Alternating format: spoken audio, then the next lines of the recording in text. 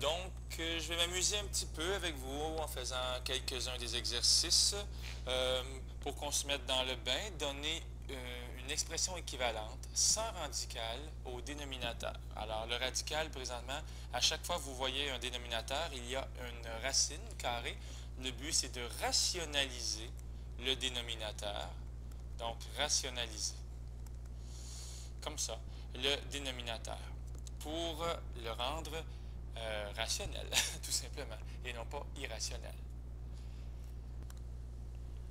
Alors, ce qui a été enseigné, c'est tout simplement de multiplier le numérateur et de multiplier le dénominateur par la même chose. En fait, je serais plus confortable si je mettais le fois au milieu, comme ça. On multiplie par racine de 2 sur racine de 2.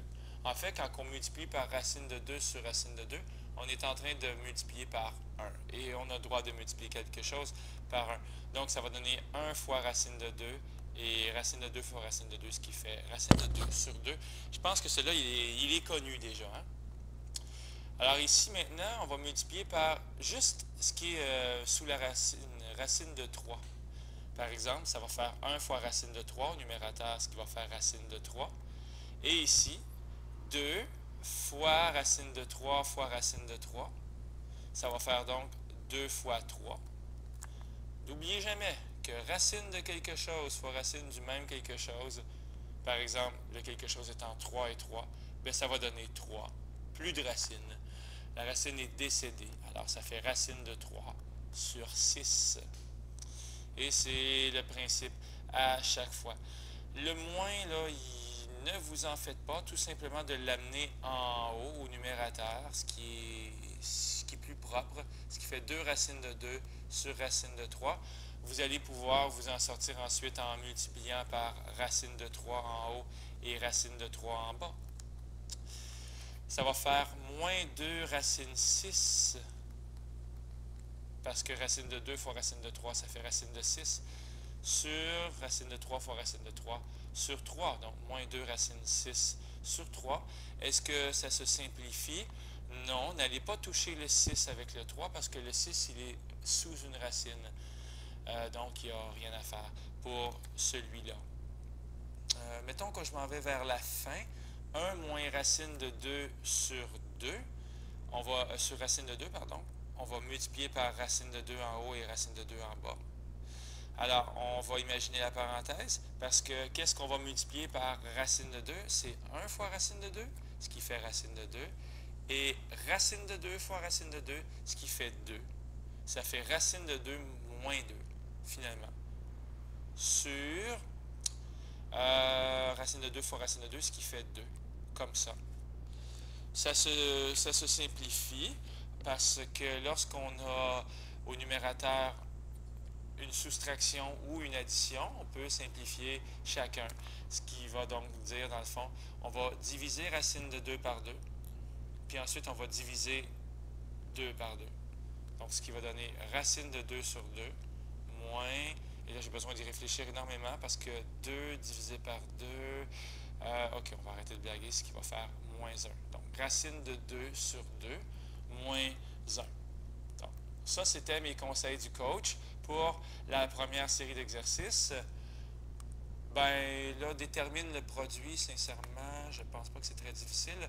Ici, ça va faire, imaginez toujours qu'il y a des fois, hein? 2 fois racine de 5 fois racine de 3.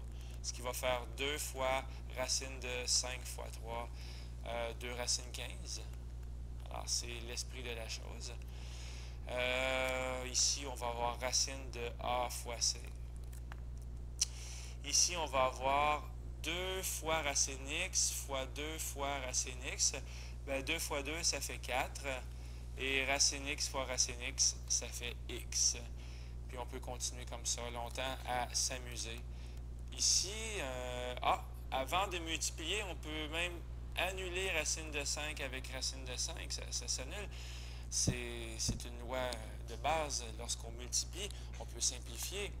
Ce qui va faire racine de 3 sur racine de 6, juste pour le fun. Est-ce qu'il y a moyen de faire mieux que ça? Racine de 3 divisé par racine de 6, ça fait une racine unique de 3 sixièmes. Parce qu'une racine, ça se brise en deux lorsque j'ai une division. Mais aussi, on peut réunir deux racines en une seule. Parce que je vois que 3/6, ben, c'est une demi. Comme ça. Et ça, là, je vais briser ma racine. Ça fait racine de 1 sur racine de 2. Puis, à force de quelques calculs, ça fait 1 sur racine de 2. Puis, éventuellement, vous allez arriver à racine de 2 sur 2. Alors, celle-là, il est intéressant un petit peu. OK? J'aurais pu prendre un autre chemin, hein? Racine de 3 sur racine de 6. Au lieu d'unir ça avec une seule racine, j'aurais pu dire que ça fait racine de 3 sur racine de 3 fois racine de 2. Parce que racine de 6, c'est la même chose que racine de 3 fois racine de 2. Et qu'est-ce qui se serait passé ensuite? Bien, racine de 3 et racine de 3, ça se simplifie. Il resterait donc 1 divisé par racine de 2. Avez-vous du plaisir? Exprime sous forme réduite. Ben, encore une fois, on peut en prendre un ici. Racine de 12, qu'est-ce que je vois dans la racine de 12? Moi, je vois une racine de 6 fois une racine de 2. Et j'ai pas fait, c'est pas un hasard, hein, j'ai choisi racine de 6 pour le simplifier avec le racine de 6 qui est en bas, tout simplement. Ici, ça se simplifie, il va juste rester 2. Ici, racine de x et racine de x, ça se simplifie. Il va rester 2 tiers. Donc, il y a des choses assez faciles à simplifier. On a le droit de simplifier quand c'est exactement la même chose. Racine de x et racine de x. Ici, ce n'est pas le cas. Donc, c'est racine de 4 fois racine de a divisé par racine de 2 fois racine de a. Et là, à ce moment-là, on peut simplifier les racines de a. Il va donc rester racine de 4 sur racine de 2. Ou, si vous préférez, racine de 4 divisé par racine de 2. Il y a tellement de façons de le voir que je suis presque confus. Racine de 4, ça fait 2, et racine de 2, bien, ça fait racine de 2. Si je multiplie par racine de 2 en haut et racine de 2 en bas, ça va faire 2 racines de 2 sur 2. Ou si vous préférez, finalement, au bout de quelques calculs, ça va faire racine de 2. Donc, amusez-vous avec ça. Peut-être un dernier ici. 2 fois la racine de 72. Et qu'est-ce que je vois en dessous? Il y a racine de 24. Ah, ben, c'est quasiment de la magie, mais 72, c'est 24 fois 3. Hein? Donc, ça fait 2 fois racine de 24 fois racine de 3, divisé par 4 fois racine de 24. On peut couper les racines de 24, les amis. Ce qui va donc rester 2 quarts racine de 3. Mais en passant, 2 quarts, c'est une demi. Donc, et où la demi? Je viens de dire que 2 quarts, c'est une demi. En mathématiques, il y a des fantômes. Une demi, je n'étais pas obligé d'écrire le chiffre 1. D'accord? Ben, réduire le radicande, je pense que vous êtes pas mal bon là-dessus.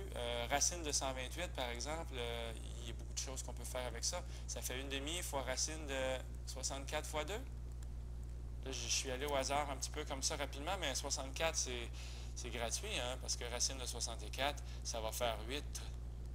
Ce qui va faire une demi fois 8 fois racine de 2. Et finalement, ça va faire 4 racines de 2. Donc, c'est les joies des racines que je vous ai expliqué rapidement. J'espère que vous y avez trouvé votre compte. Au revoir.